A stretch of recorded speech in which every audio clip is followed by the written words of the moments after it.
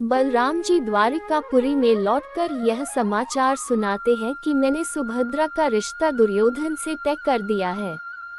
मैंने दुर्योधन को इसके लिए वचन भी दे दिया है। ये सुनकर श्री कृष्ण, अर्जुन, रुक्मिणी और सुभद्रा चारों ही अचंभित और दुखी हो जाते हैं, क्योंकि अर्जुन और सुभद्रा दोनों एक दूसरे से प्रेम करने लगते हैं एवं श्री कृष्ण दोनों के विवाह का वचन दे चुके होते हैं। अब आगे। तब बलराम जी प्रसन्नता से कहते हैं, अब हमारी छुटकी हस्तिनापुर के विशाल साम्राज्य की महारानी बनेगी। ये सुनकर सुभद्रा को चक्कर आने लगते हैं तो रुक्मिणी हाथ पकड़कर उन्हें अपने कक्ष में ले जाती है। ये देखकर बलराम जी हंसते हुए कहते हैं, कन्हैया, मैंने कहा नहीं था कि इसके होश उड़ जाएंगे, देखो वैसा ही हुआ है। फिर बलराम जी अर्जुन से कहते हैं, अर्जुन भाई, तुम्हें भी बधाई हो कि द्वारिका की राजकुमारी का विवाह तय तुम्हारे बड़े भाई दुर्योधन के साथ हुआ है। महाराज युधिष्ठिर को तत्काल इस शुभ समाचार की सूचना भेजो। अर्जुन दुखी भाव से अपने कक्ष में चला जाता है और वहां वह अपने धनुष, मुकुट, वस्त्र आदि को एक और एकत्रित करने लगता है। तभी वहां पर सुभद्रा आ पहुंचती है और पूछती है, ये क्या कर रहे हो पार्थ? अर्जुन कहता है, जाने की तैयारी। तब सुभद्रा कहती है, इतनी जल्दी?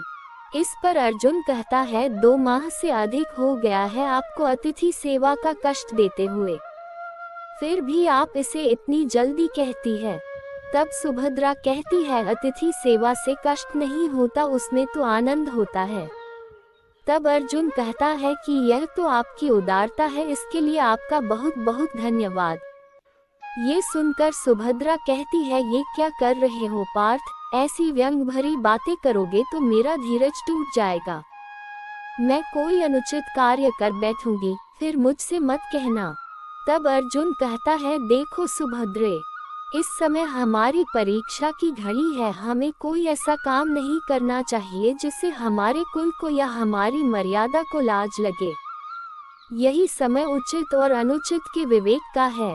तब सुभद्रा कहती है, क्या उचित है और क्या अनुचित इस समय मेरी समझ में कुछ नहीं आ रहा, इसलिए मैं आपसे ये पूछने आई हूँ कि इस परिस्थिति में मुझे क्या करना चाहिए। तब अर्जुन कहता है कि सबसे पहला अनुचित कार्य तो यह है कि इस प्रकार तुम मुझसे मिलने एकांत में चली आए हो। तुम्हें अब इस प्रकार मेरे कक्ष में नहीं आना चाहिए।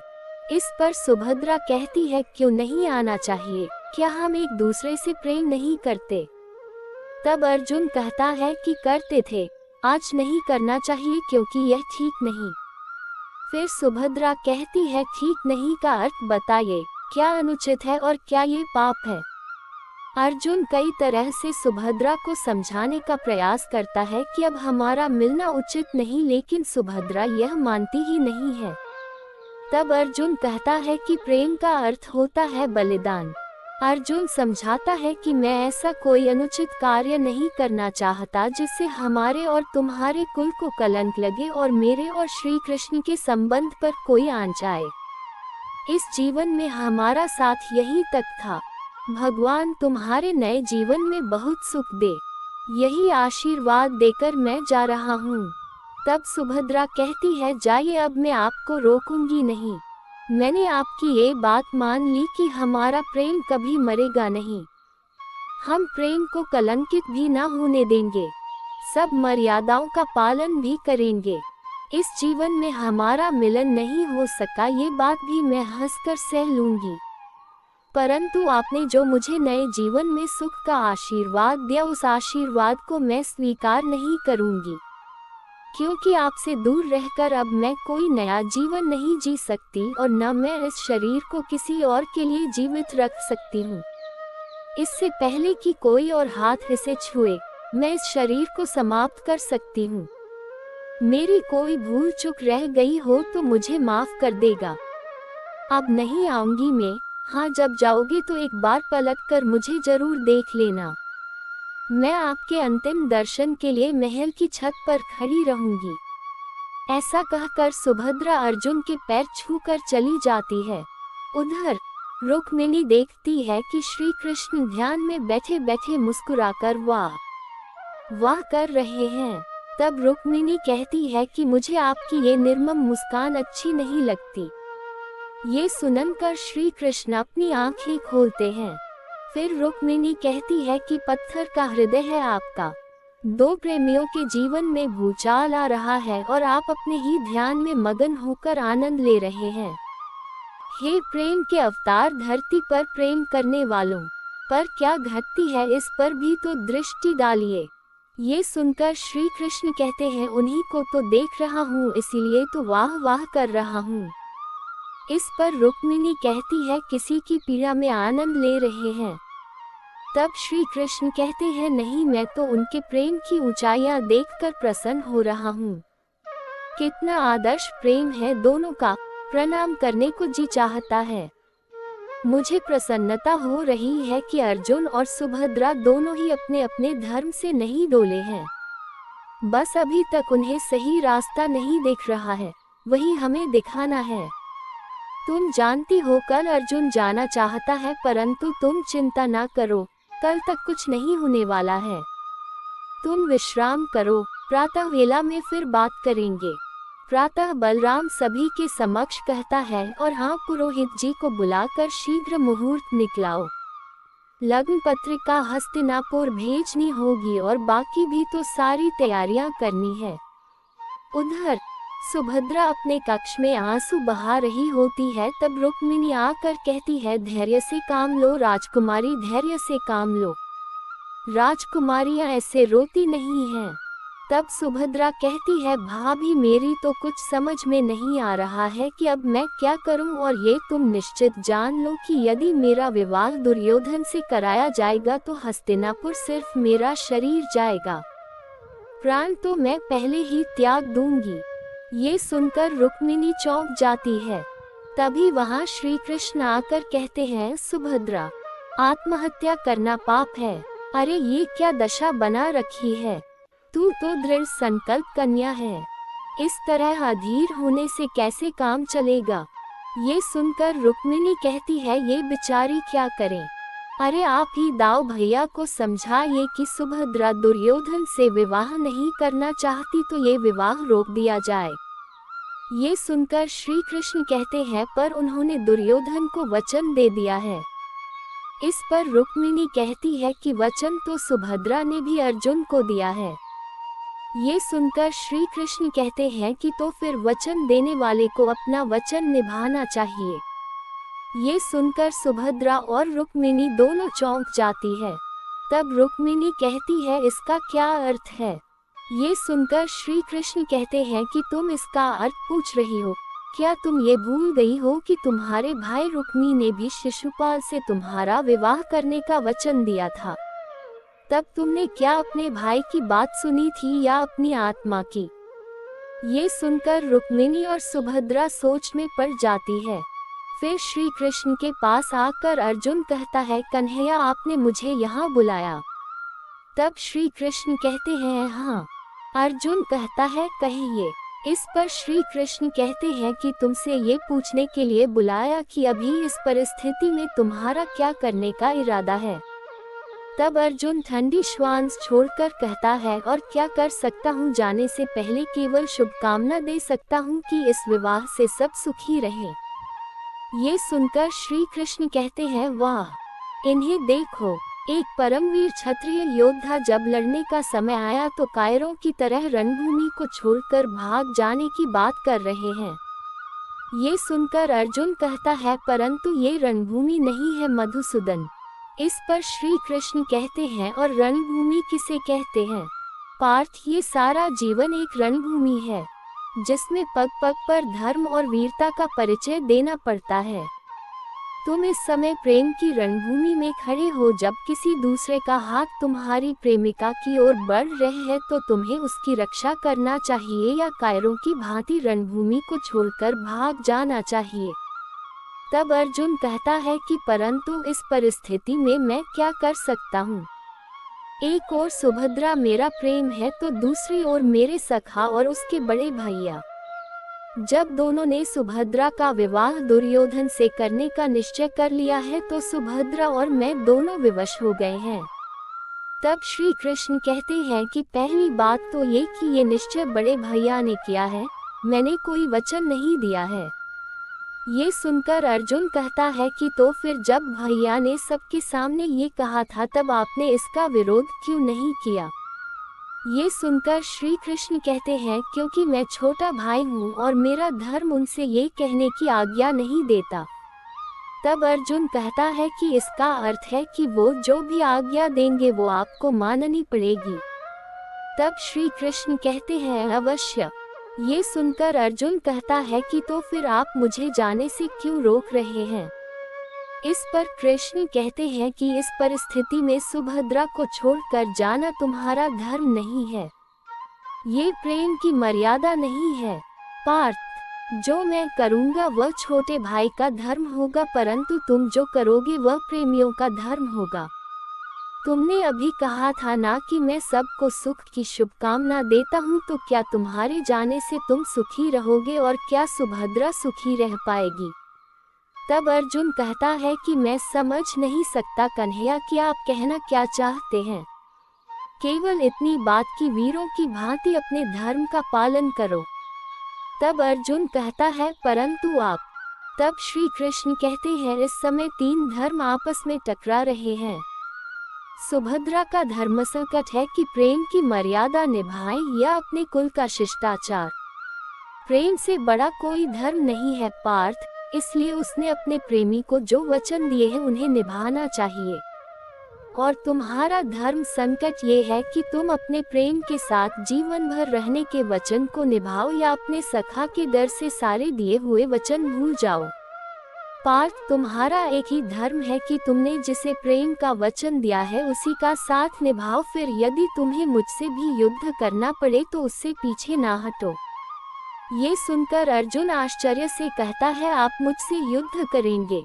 तब श्री कृष्ण कहते हैं कि दाऊ भैया ने आज्ञा दी तो करना पड़ेगा, वो मेरा धर्म है। ये सुनकर अर्जुन कहता है कि ये सब धर्म तो समझा दिए, परंतु इस उलझन को सुलझाया कैसे जाएगा।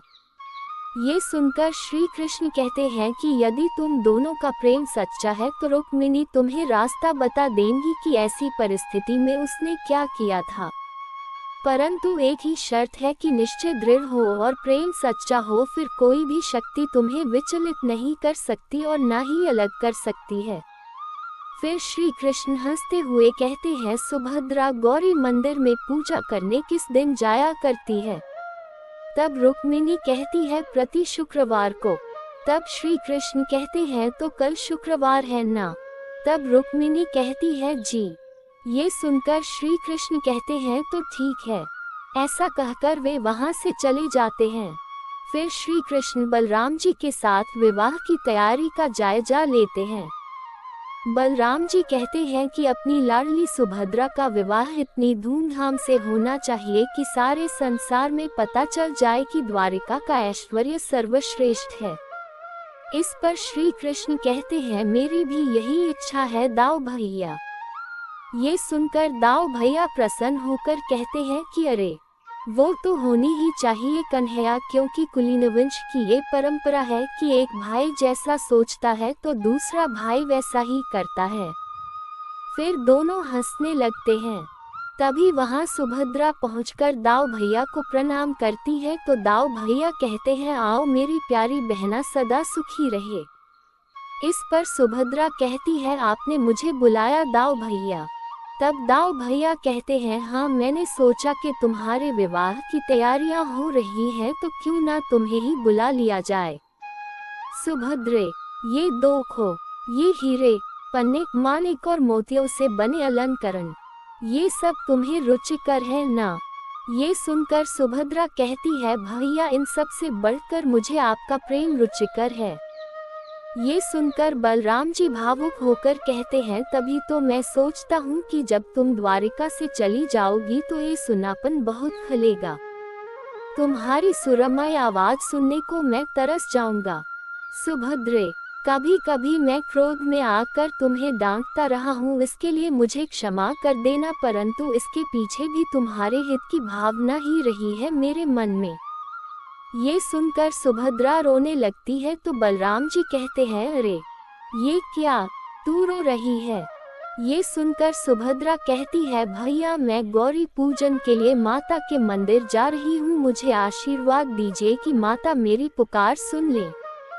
ये सुनकर बलराम कहते हैं, अवश्य सुनेगी। मेरी प्यारी बहना माता से जो भी वरदान मांगेंगी माता उसे अवश्य पूरी करेगी, ये मेरा आशीर्वाद है।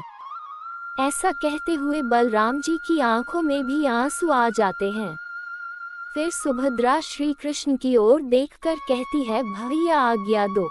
तब श्री कृष्ण कहते हैं, आयुष्मान भवः, सदा सुखी रहो, तुम्हारी सब मनोकामनाएं पूर्ण हो जाओ।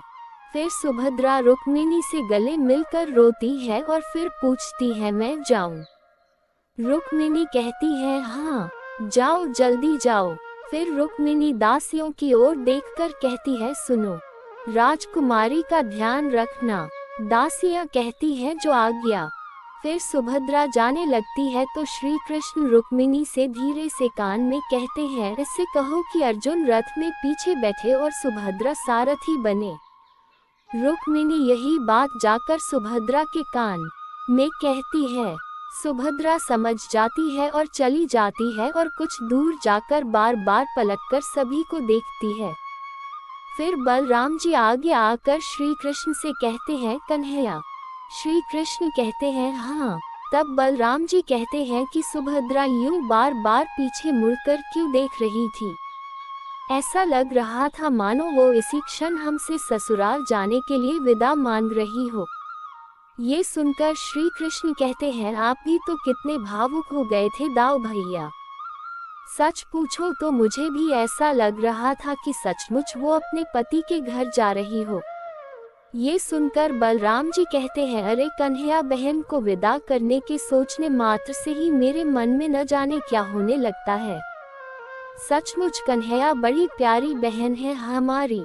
तब श्री कृष्ण कहते हैं, एक ही तो बहन है हमारी। भैया आज आप उसे मंदिर जाते देखकर इतने विचलित हो गए तो कल जब वास्तव में उसे विदा करेंगे तो आपकी क्या दशा होगी दाऊ भैया। ये सुनकर बलराम जी कहते हैं, कन्हैया तुम तो जानते ही हो मैं बड़ा सीधा सादा व्यक्ति हूँ। मन को स्पर्श करने वाली किसी भी घटना से भावुक हो जाता हूँ। ये सुनकर श्री कृष्ण कहते हैं, इसी बात का तो लाभ उठा लेते हैं आपसे चालाक लोग। ये सुनकर बलराम जी सकपका जाते हैं। फिर वे कहते हैं, कन्हैया वो सब तो ठीक है, अब हमें हस्तिनापुर में लग्न पत्रिका भेजने की तैयारी भी तो करनी है। वो लोग भी तो पूरी तैयारी के साथ आएंगे ना यहाँ।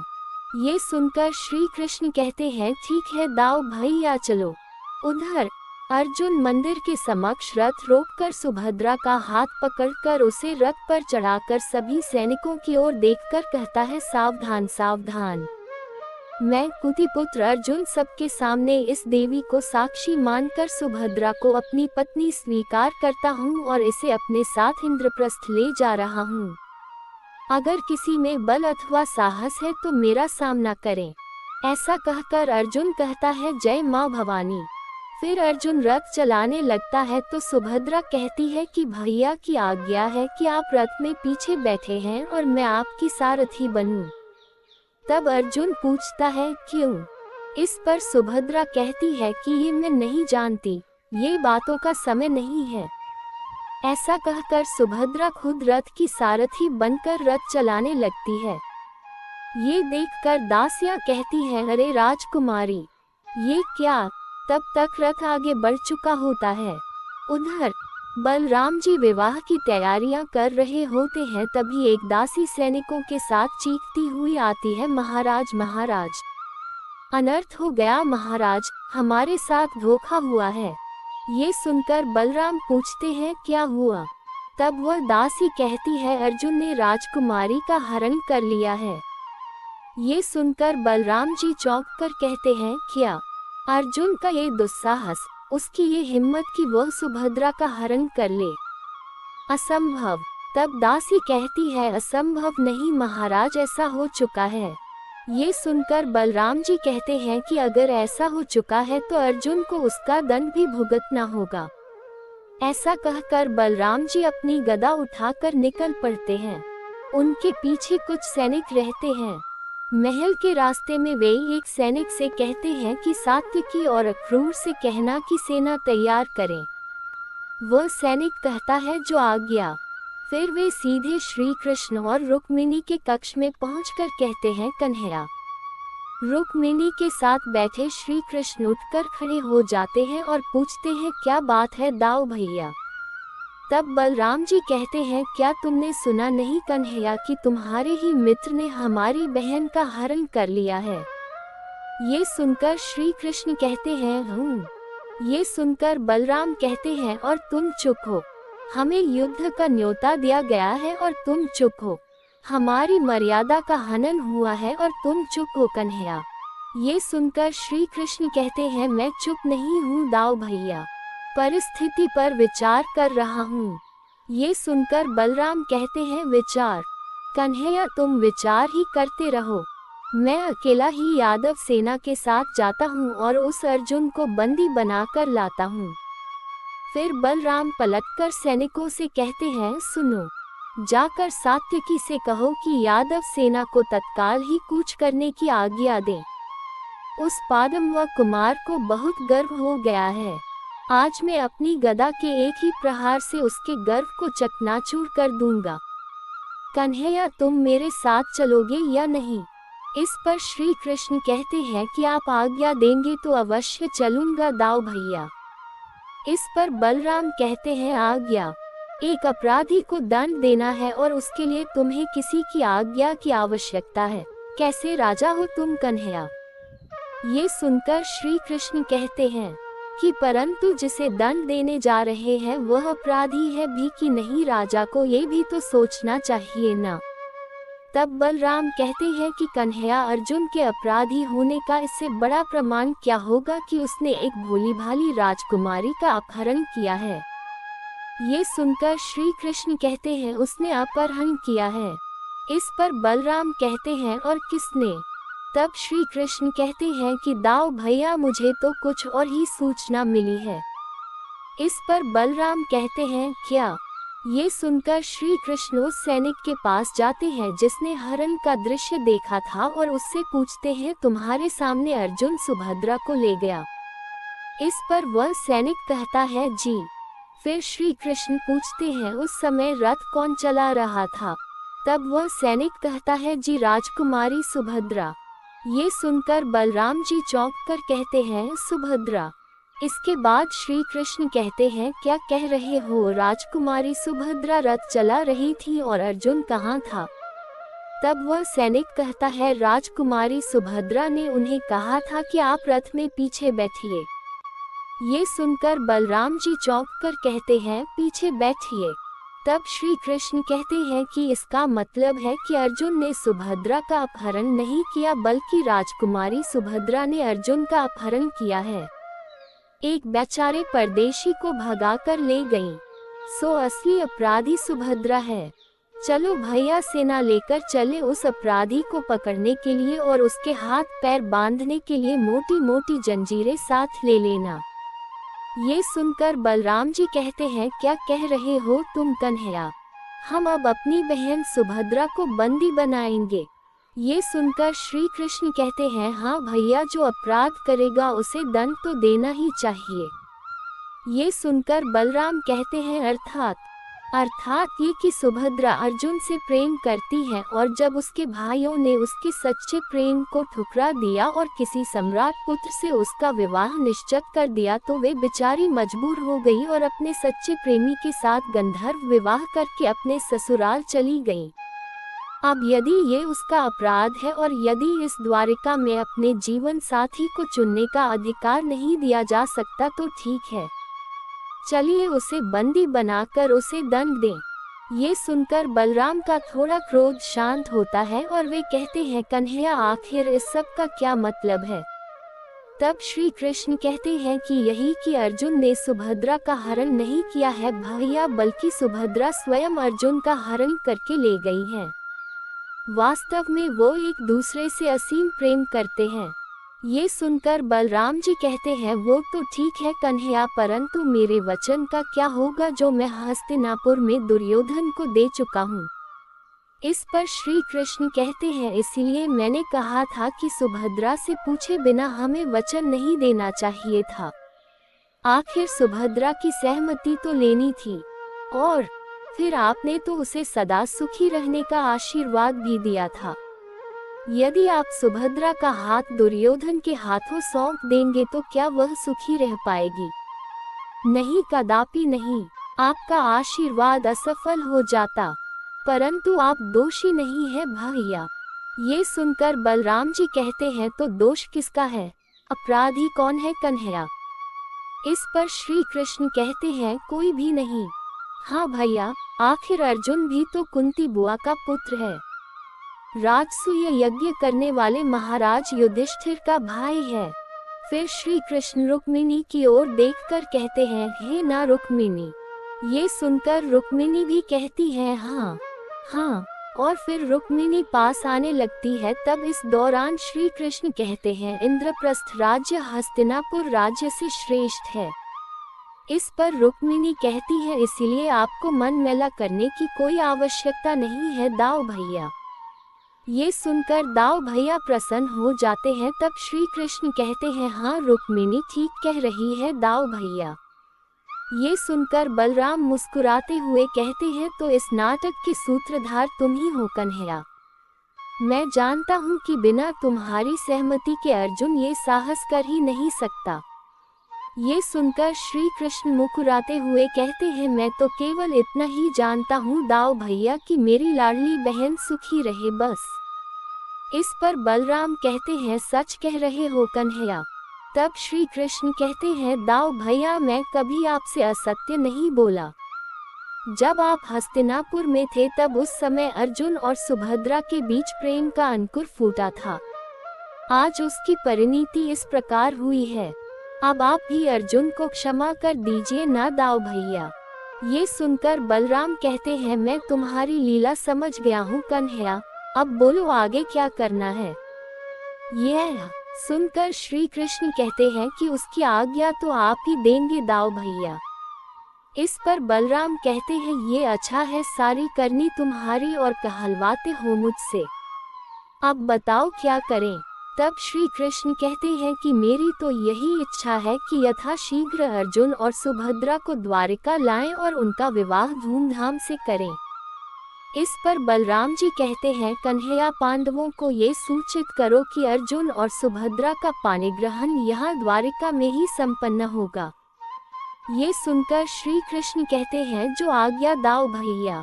फिर अर्जुन और सुभद्रा का विवाह समारोह बताया जाता है, जिसमें सभी पांडव और यादवगण उपस्थित रहते हैं। फिर रामानंद सागर जी श्री कृष्ण के विराट रूप के दर्शन के बारे में बताते हैं कि उन्होंने कब कब इस रूप का प्रदर्शन किया था। वे बताते हैं कि श्रीमद्भागवत पुराण और हरिवंश पुराण में इसका वर्णन मिलता है। जय श्री कृष्ण।